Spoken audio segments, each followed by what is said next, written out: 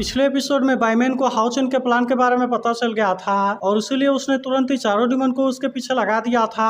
अब अगले सीन में हम देखता है कि हाओचन सभी होली कार्ड से अलग हो गया था और वो अकेले ही यहाँ से एक्सोर्सिज्म पास में जाने के लिए भाग रहा था। मगर तभी हम देखता है कि बाईमैन ने यहाँ के सारे क्रिएचर को अपने कंट्रोल में कर लिया था। इसीलिए हम देखता है कि एक कौवा हाओचन को भागते हुए देख लेता है और अब इसीलिए उसने बाईमैन को इसके बारे में सिग्नल दे दिया था।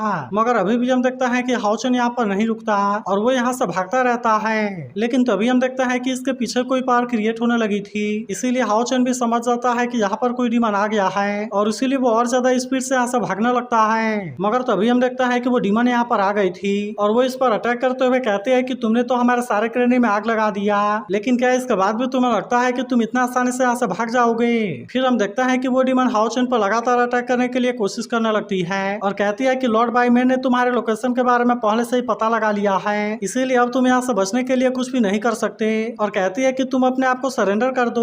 मगर वहीं हम देखता है कि हाओचन इसकी बात मानने के लिए बिल्कुल भी रेडी नहीं होता, इसीलिए वो इसके सारे अटैक से अपने आप को बचाना लगता है और फिर हम देखता है कि वो और ज्यादा स्पीड से यहाँ से भागने लगा था। मगर वहीं हम देखता है कि वो डीमन भी इतना आसानी से इसका पीछा छोड़ने वाली नहीं होती और इसीलिए वो तुरंत अपने पावर का यूज करके इस पर अटैक कर देती है। तब इसे देख हाओचन भी अपने पावर का यूज करने के लिए रेडी हो जाता है और हम देखता है कि वो अपने बैरियर का यूज करके इसका अटैक को रोक लेता है। अब इसीलिए हम देखता है कि वो डीमन इसका कुछ भी नहीं कर पाती और हाओचन ने इसका अटैक से अपने आप को बचा लिया था। मगर तभी हम देखता है कि दूसरा डीमन भी यहाँ पर आ गया था और वो पहले वाले डीमन को साइड करते हुए कहता है कि हाओचन मेरा है और हम देखता है कि उसने अपने अटैक से इसके बैरियर को तोड़ दिया था। लेकिन हम देखता है कि इस बात से वो डीमन भी इस पर गुस्सा हो जाती है और कहती है कि तुम मेरे बीच में आने की कोशिश ना करो। मगर तभी हम देखता है कि एक तीसरा डीमन भी आकर इसे रोक देता है और कहता है कि हाओचन मेरा है। तभी हम देखता है कि हाओचन मौका पाकर यहाँ से भागने लगा था, जिसे देख वो डीमन अपने पावर का यूज करके इस पर अटैक करने के लिए कोशिश करता है। लेकिन हम देखता है कि हाओचन ने अभी भी अपने आप को बचा लिया था। तब इसे देख वो डीमन कहता है कि तुम इतना आसानी से मेरे हाथों से बचकर नहीं भाग सकते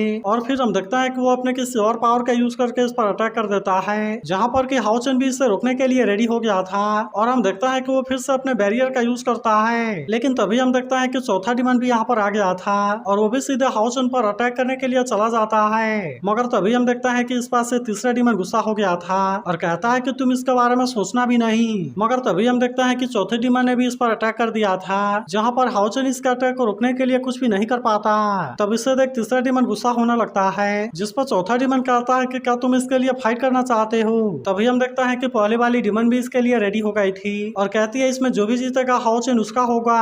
तभी हम देखता है कि दूसरा डीमन भी फाइट करने के लिए रेडी हो गया था, जिस पर तीसरा डीमन कहता है कि किसी एक कोई बाईमैन का रिवॉर्ड मिलेगा। जिसके बाद हम देखता है कि पहली डीमन भी इसके लिए रेडी हो गई थी और कहते हैं अगर ऐसा है तो चलो हम जल्दी से विनर को डिसाइड कर लेते हैं। मगर वहीं हम देखता है कि इसके वजह से हाओचन को चांस मिल गया था और इसीलिए वो अपनी जान बचाने के लिए वहां से भागने लगता है। तभी हम देखता है कि तीसरा डीमन अपने पावर का यूज करके अटैक करने लगता है, इसीलिए बाकी डीमन भी अपने पावर का यूज करने के लिए रेडी हो गए थे और हम देखता है कि वो एक दूसरे पर अटैक करने की कोशिश करने लगते हैं। मगर वहीं हम देखता है कि बाईमैन भी इन सारी चीजों को देख रहा था, इसीलिए वो इनसे कहता है कि तुम ये सब करना बंद करो और जल्दी से हाओचन को पकड़ने के लिए कोशिश करो। फिर वो कहता है कि तुम तो इसके लिए आपस में ही फाइट करने लगे, लेकिन अगर हाओचन यहाँ से बच कर निकल गया तो फिर मैं तुम्हें से किसी को भी जिंदा नहीं छोड़ूंगा। तब हम देखता है कि वे चारों भी इसकी बात मानने के लिए रेडी हो गए थे और वे तुरंत ही फिर से हाओचन का पीछा करने के लिए निकल जाते हैं। वहीं उधर हम देखता है कि हाओचन यहाँ से भाग रहा था, लेकिन तभी वे डीमन भी बड़े जल्दी से इसे खोज लेते हैं और वे तुरंत अपने पावर का यूज करके इस पर अटैक करने लगते हैं। तभी हम देखता है कि वे इसे एक जगह पर घेरने में कामयाब हो जाते हैं और इसीलिए वे तुरंत इस पर अटैक करना भी शुरू कर देते हैं। जिसके बाद हम देखता है कि हाओचन इस पर इनके अटैक को रोकने के लिए कुछ भी नहीं कर पाया होता और हम देखता है कि इन चारों ने इसे इंजर्ड कर दिया था। फिर वह हाओचन से कहता है कि अब तुम हमारे सामने सरेंडर कर दो, क्योंकि अब तुम्हें भी पता है कि हम कितने पावरफुल हैं। तभी पहली वाली डीमन कहते हैं कि अब तुम्हें यहाँ से बचने के लिए कुछ भी नहीं कर सकते। मगर तभी हम देखता है कि यह असल में हाओचन नहीं बल्कि होली गार्ड 12 होता है, जो इनसे कहता है कि तुम तो हमारे साल में बहुत ही आसानी से फंस गए। तब इसके बारे में जानकर वे चारों काफी गुस्सा हो जाते हैं और बाईमैन कहने लगता है कि उसने जानबूझकर यहाँ पर अपना डुप्लीकेट क्रिएट किया ताकि वो हमें आसानी से चकमा दे सके और इसीलिए ऐसा लगता है कि असली हाओचन उन चारों के बीच में है। फिर वो इन चारों से कहता है कि तुम यहाँ से अलग अलग हो जाओ और उन चारों का पीछा करो। तब इसके बारे में सुनकर वे भी चारों का पीछा करने के लिए चले जाते हैं। वहीं हम देखता है कि होली गार्ड 12 हाओचन के पास में आ गया था, जहाँ वो कहता है कि मास्टर मैं पूरी तरह से थक गया हूँ और इसीलिए मैं फिर से इटर्नल टावर में जा रहा हूँ। तब इससे तक हाओचन कहता है कि उनको होली गार्ड 12 के बारे में पता चल गया, इसीलिए वे भी अब जरूर अलग अलग ग्रुप में होकर पीछा करने की कोशिश करेंगे। अब इसीलिए हाउचन कहता है कि मुझे टाइम का सही तरीके से यूज करना होगा, क्योंकि अभी भी उनको तीनों होली गार्ड को पकड़ने में टाइम लगेगा और इसीलिए मुझे इसके पहले प्रेसिडेंट के छोड़े हुए टेलीपोर्टेशन फॉर्मेशन के पास में पहुंचना होगा। मगर वही हम देखता है कि बाइमैन भी इसे इतना आसानी से छोड़ने वाला नहीं होता और वो कहता है कि हाउचन तो सच में डीमन एम्परर है जो कि होली वॉर के ट्रिगर होने से मारा जाएगा। लेकिन फिर वो कहने लगता है कि इसने तो मुझे भी धोखा दे दिया और इसीलिए ये तो सच में काफी चालाक है। मगर फिर भी हम देखता है कि बाइमैन इसे इतना आसानी से छोड़ने वाला नहीं होता और इसीलिए वो कहता है कि तुम यहाँ से बच कर नहीं भाग सकते। लेकिन अभी भी हम देखता है कि उसे ये पता नहीं था कि असली वाला हाउचन कौन है और इसीलिए वो इस बात से थोड़ा परेशान था। वहीं बाकी होली गार्ड हाउचन से कहने लगता है कि आप इनको घुमाने की जिम्मेदारी हमारे ऊपर छोड़ दीजिए और हम इनको रोकने के लिए अपना बेस्ट देंगे।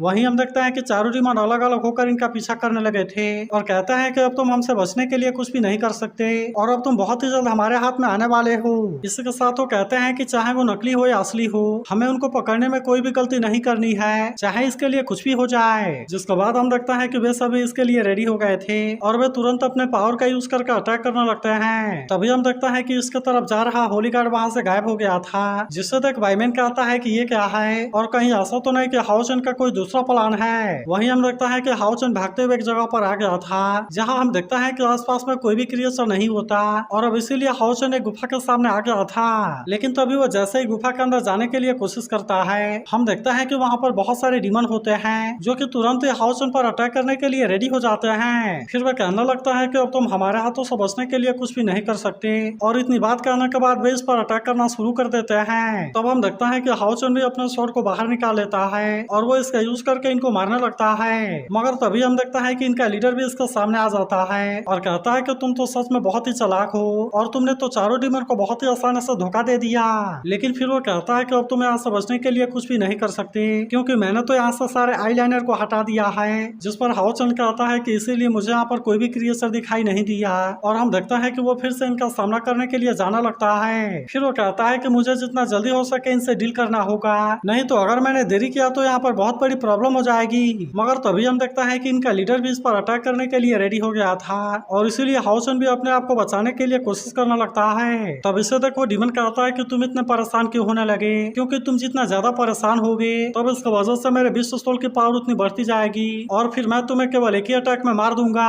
अब इतनी बात करने के बाद हम देखता है कि उसने अपने पावर को एक्टिवेट कर लिया था और वो सीधे हाउचन पर अटैक करने के लिए आ जाता है। मगर वहीं हम देखता है कि हाउचन को भी इसके बारे में कोई चिंता नहीं होती और इसीलिए वो भी अपने डबल ड्रैगन वाले पावर का यूज करके अटैक कर देता है, जहाँ पर हम देखता है कि डीमन का अटैक इसका कुछ भी नहीं कर पाता। अब इसीलिए वो डीमन हैरान होते हुए कहता है कि यह कैसा हो सकता है, क्योंकि आज तक मेरी ये टेक्निक कभी भी फेल नहीं हुई थी। मगर अब हम देखता है कि वो डीमन हाउचन के इस अटैक के सामने कुछ भी नहीं कर पाता और हम देखता है कि वो इसमें बहुत बुरे तरीके से इंजर्ड हो गया था। तब इससे देख हाउचन कहता है अच्छा हुआ कि मेरा यहाँ पर उतना ज्यादा टाइम वेस्ट नहीं हुआ और फिर हम देखता है कि वो यहाँ से सड़कते हुए नीचे आ जाता है। मगर तभी हम देखता है कि वो यहाँ के नजारे को देखते ही काफी हैरान हो गया था, क्योंकि असल में डीमन यहाँ के फॉर्मेशन को डिस्ट्रॉय कर दिया था और इसीलिए हाउचन अब यहाँ से नहीं जा सकता था। अब इसीलिए हम देखता है कि वो इस बात से काफी परेशान होने लगता है और इसे कुछ भी समझ में नहीं आता कि वो इसके बारे में क्या करे। मगर तभी हम देखता है कि बाकी होली गार्ड को भी डीमन ने खोज लिया था, इसीलिए वे इसके लिए हाउचन से सॉरी कहते हैं और कहता है कि मास्टर आप केयरफुल रहना। तब इस पर हाउचन कहता है कि वो बहुत जल्द यहाँ पर भी आ जाएंगे, इसीलिए मुझे एक्सोर्सिज्म पास में जाने के लिए कोई दूसरा तरीका खोजना होगा। तो अगर एक्सप्लेनेशन अच्छी लगी हो तो इस वीडियो को लाइक और उस पर एक कमेंट जरूर कर देना और अगर आप इसके अगले पार्ट के लिए एक्साइटेड हो तो इसके बारे में भी कमेंट करके जरूर बताना।